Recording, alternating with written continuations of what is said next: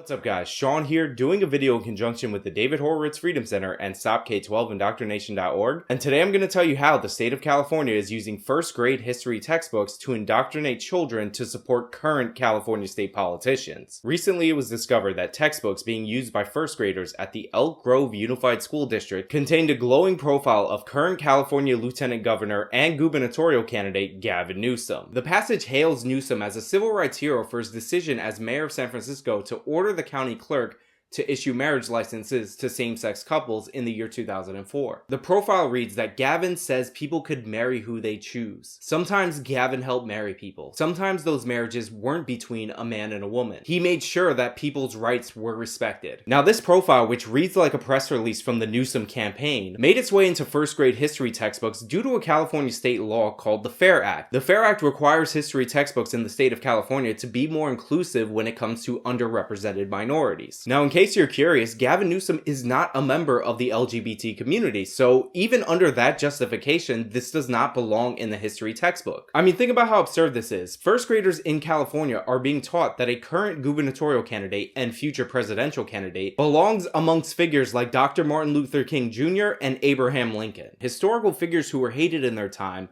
but are now nearly universally praised and revered. And if you think this isn't about political indoctrination, but it's more of a local bias kind of thing, suspiciously absent from the list is former governor and president Ronald Reagan. He has the credibility. Ronald Reagan signed the bill that made Martin Luther King Day a federal holiday. He also signed legislation that gave restitution to Japanese Americans who were interned during World War II, and a huge portion of these Japanese Americans lived in California when they were interned. And unlike Newsom, there is a 0% chance that the guy's going to be running for high office, considering he's dead. Look, I'm not going to mince any words here. This is the state of California inserting political propaganda into first grade textbooks. Propaganda endorsing the occupant of the second highest office within the state of California as he's running for the highest office in the state of California, which he is likely to win. They are rewriting history and spoon-feeding it to our children to benefit themselves. This is why I advocate for the Code of Ethics for K-12 educators, because literally Pillar 1 is about preventing the public schools from endorsing political candidates. I encourage all of you, after watching this video, to visit StopK12Indoctrination.org